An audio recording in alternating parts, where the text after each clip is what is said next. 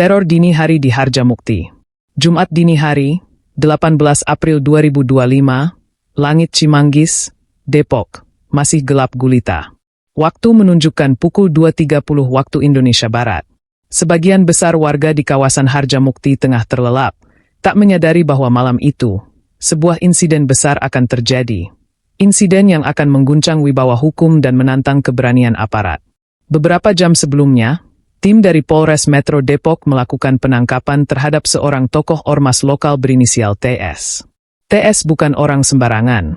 Ia dikenal luas sebagai Ketua Grip Jaya tingkat Harjamukti, salah satu organisasi masyarakat yang berada di bawah naungan tokoh kontroversial nasional, Hercules Rosario de Marshall. Penangkapan TS berlangsung cukup cepat, tanpa perlawanan berarti. Namun, justru setelah proses itu selesai, situasi berubah drastis. Ketika rombongan polisi hendak meninggalkan lokasi dengan membawa TS dalam mobil dinas, kelompok massa mulai bermunculan dari berbagai arah. Beberapa orang, yang diduga merupakan anggota atau simpatisan ormas yang sama, mendatangi mobil petugas dengan nada marah dan ancaman. "Lepaskan ketua kami," teriak salah satu dari mereka, seperti dikisahkan oleh seorang saksi mata yang tak ingin disebut namanya. Situasi semakin tegang. Sejumlah orang memblokade jalan keluar, membuat mobil polisi tak bisa bergerak. Mereka tidak hanya berteriak, tetapi mulai mendorong kendaraan dan melemparkan benda-benda ke arah petugas. Dalam sekejap, situasi berubah menjadi anarkis. Beberapa orang terlihat membawa botol berisi cairan mudah terbakar. Api kemudian disulut ke salah satu mobil dinas milik polisi yang terparkir di pinggir jalan. Api membesar dengan cepat, melalap kendaraan yang digunakan aparat untuk membawa tersangka. Kepanikan merebak, sementara petugas berusaha mengendalikan situasi tanpa menggunakan kekerasan berlebihan. Dalam kekacauan itu, TS diduga berhasil kabur. Ada kemungkinan ia diselamatkan oleh kelompok massa atau memanfaatkan situasi kacau untuk melarikan diri. Ini bukan sekadar aksi perlawanan biasa. Ini jelas serangan terhadap simbol negara dan tugas kepolisian. Ungkap seorang perwira Polres Metro Depok yang enggan disebutkan namanya. Keesokan paginya, polisi memasang garis polisi di lokasi pembakaran. Warga mulai berdatangan untuk melihat puing-puing mobil yang hangus terbakar. Suara ledakan kecil dari tangki bahan bakar sempat terdengar beberapa jam setelah kejadian. Insiden ini langsung menjadi perhatian Polda Metro Jaya. Tim Subdit Jatanras di Treskrimum diturunkan untuk menyelidiki dan memburu para pelaku. Dalam waktu singkat, nama TS masuk dalam daftar pencarian orang, DPO, bersama beberapa pelaku lainnya yang terlibat dalam penyerangan dan pembakaran mobil polisi. Apa yang awalnya merupakan operasi penangkapan rutin, berubah menjadi insiden serius yang menyulut perhatian publik dan menjadi simbol dari tantangan besar yang masih dihadapi aparat dalam menegakkan hukum di tengah pengaruh ormas-ormas kuat. Buronan dari jalanan Harjamukti. Setelah peristiwa mencekam di Harjamukti yang berakhir dengan pembakaran mobil polisi dan kaburnya tersangka utama, Polda Metro Jaya langsung bergerak cepat. Pagi harinya, briefing khusus digelar di Markas Subdirektorat Kejahatan dan Kekerasan, Jatanras, di Treskrimum. Fokus mereka hanya satu, memburu para pelaku yang telah secara terang-terangan menantang institusi penegak hukum. Salah satu nama paling diburu adalah TS. Pria yang semula ditangkap karena keterlibatannya dalam sejumlah kasus kekerasan dan pelanggaran hukum di wilayah Depok. Identitasnya tak asing bagi aparat. TS dikenal sebagai Ketua Grip Jaya Harjamukti, organisasi masyarakat yang memiliki jaringan cukup luas dan loyalitas tinggi di kalangan anggotanya. Grip sendiri berada di bawah kepemimpinan Hercules Rosario de Marshall, nama besar dalam dunia ormas Indonesia. Hercules dikenal sebagai figur yang kontroversial, pernah dihormati, tapi juga ditakuti. Maka tak heran jika pengaruh TS di lingkup lokal cukup kuat hingga membuat anak buahnya nekat menyerang aparat demi menyelamatkan pimpinannya. TS tak hanya menjadi simbol kekuatan ormas di tingkat akar rumput, tetapi juga lambang perlawanan terhadap penegakan hukum. Polisi tak ingin kasus ini berlalu begitu saja. Kami tidak akan biarkan siapapun menghalangi proses hukum. Tindakan pembakaran kendaraan dinas dan penghadangan petugas adalah pelanggaran berat, tegas Kombes Pol Ade Arisham Indradi dalam pernyataan resminya kepada media. Sementara polisi bergerak, TS memulai hidup barunya sebagai buronan. Ia berpindah-pindah tempat, berusaha menghindari pantauan aparat. Namun pelariannya tidak mudah. Kamera pengawas di berbagai titik jalan disisir, saksi-saksi diperiksa, dan jaringan komunikasi antara TS dengan simpatisan ormasnya dipantau ketat. Informasi dari warga mulai mengalir. Beberapa mengaku melihat seseorang dengan ciri-ciri mirip TS di kawasan Sawangan dan Bojonggede. Namun saat petugas tiba, yang bersangkutan sudah tidak ada. Dugaan kuat muncul bahwa TS mendapat bantuan dari kelompoknya yang masih aktif di lapangan. Polda Metro Jaya mengumumkan secara terbuka bahwa TS adalah salah satu dari 4 orang yang resmi masuk dalam DPO terkait insiden Harjamukti. 2 di antaranya adalah TS dan pria berinisial S alias MS, yang juga memiliki peran dalam penghadangan dan kerusuhan. Sementara 2 nama lainnya masih dirahasiakan demi kepentingan penyelidikan. Kondisi ini menempatkan TS dalam tekanan luar biasa. Di satu sisi, ia adalah tokoh ormas yang disegani. Di sisi lain, ia kini menjadi target utama pengejaran aparat negara. Setiap langkahnya diawasi. Setiap kontaknya dimonitor. Hidup sebagai buronan membuatnya kehilangan rasa aman, bahkan dari orang-orang terdekatnya. Di balik hiruk-pikuk pengejaran itu, pertanyaan mulai muncul di publik. Sampai kapan aparat harus berhadapan dengan kekuatan sipil yang bersenjata ideologi dan loyalitas buta? Dan, mampukah negara menunjukkan bahwa hukum tidak boleh tunduk pada tekanan massa? Jawabannya mungkin segera datang. Tapi untuk saat ini, TS masih menjadi bayangan di lorong gelap Harjamukti. Seorang buronan yang dikejar negara dan diburu oleh keadilan. Hari-hari berlalu, tekanan semakin menyesakkan bagi TS. Sejak namanya resmi diumumkan sebagai buronan, seluruh titik keluar masuk wilayah Jabodetabek diperketat. Polda Metro Jaya menyebar informasi ke semua Polres dan Polsek, memperluas pengawasan ke terminal, stasiun, dan jalan tikus yang biasa digunakan untuk pelarian. TS, yang dulu begitu percaya diri dengan jaringan dan pengaruhnya, kini hidup dalam bayang-bayang ketakutan. Ia berpindah dari satu rumah ke rumah lain, menumpang di kediaman simpatisan, menginap di kontrakan sepi, bahkan sempat bersembunyi di rumah kosong milik salah satu kerabatnya. Namun semakin lama, ruang geraknya kian sempit. Menurut sumber internal kepolisian, tim Subdit Jatanras sudah mengantongi beberapa titik persembunyian yang biasa digunakan oleh jaringan Ormas Grip. Bahkan dalam beberapa kesempatan, tim berhasil menggerebek lokasi yang diduga menjadi tempat perencanaan pelarian. Beberapa ponsel, kartu identitas, dan dokumen palsu berhasil diamankan, diduga hendak digunakan TS untuk kabur ke luar kota atau bahkan ke luar negeri. Namun bukan hanya polisi yang memburu. Ketika tekanan media mulai besar dan opini publik berbalik mengecam aksi premanisme tersebut, sejumlah tokoh dalam ormas sendiri mulai menjaga jarak. Beberapa nama yang sebelumnya dekat dengan TS memilih diam. Ada yang khawatir ikut terseret, ada pula yang mulai merasa tidak sepakat dengan cara TS yang mengundang bencana bagi citra organisasi. TS pun menyadari satu hal, ia mulai sendirian. Sementara itu, rekan seperjuangannya, pria berinisial S alias MS, sudah lebih dulu ditangkap aparat. Penangkapan itu membuka banyak informasi penting.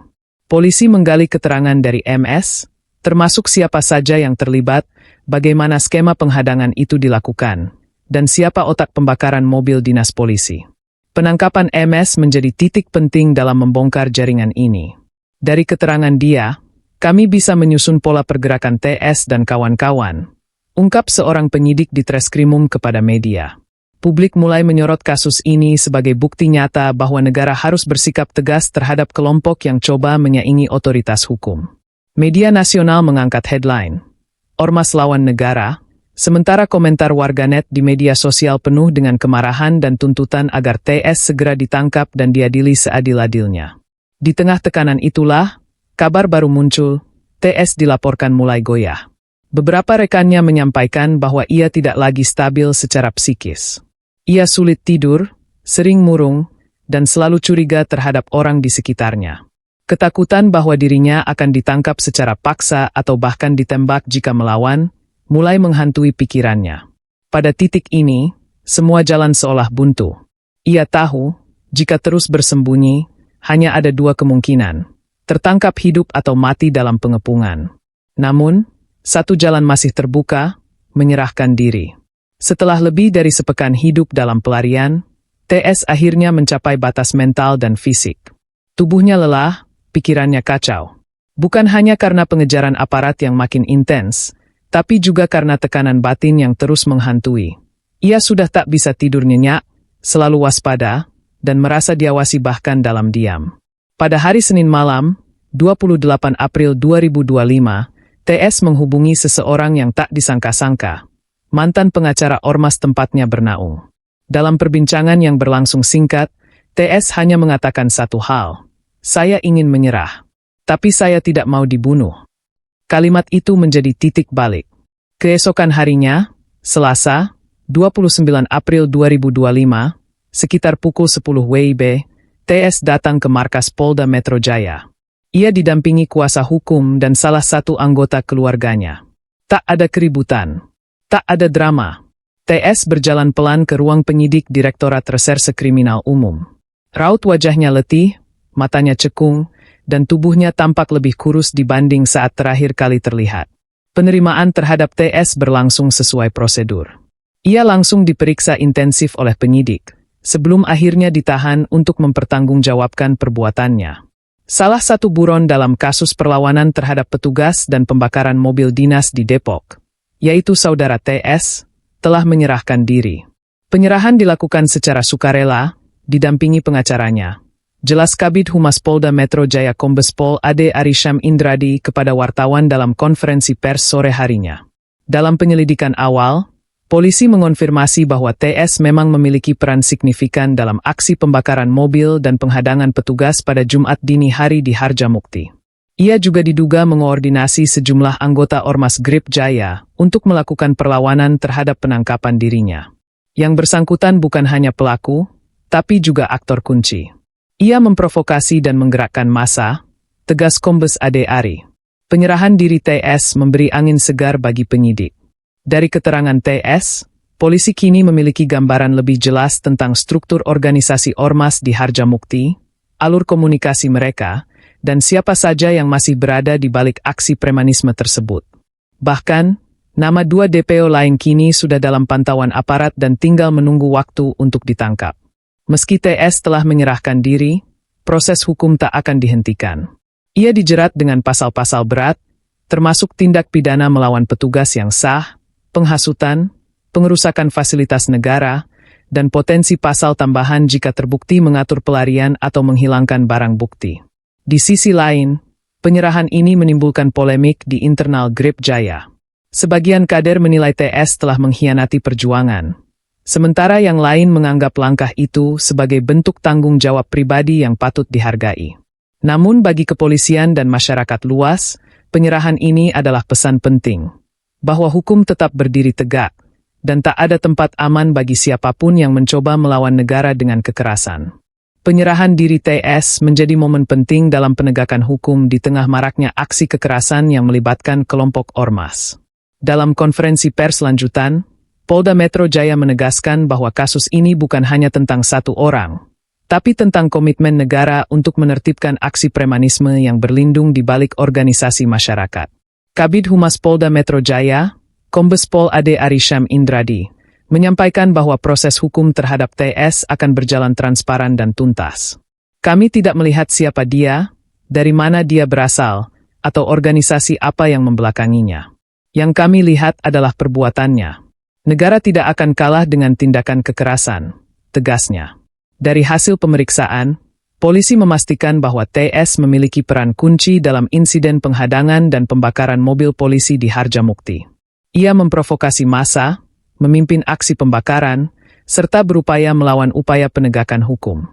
Semua itu kini dibayar dengan proses hukum yang panjang dan tidak ringan. Sementara itu, 2 orang lainnya yang juga masuk dalam daftar pencarian orang, DPO, masih terus diburu oleh tim Subdit Jatanras di Treskrimum.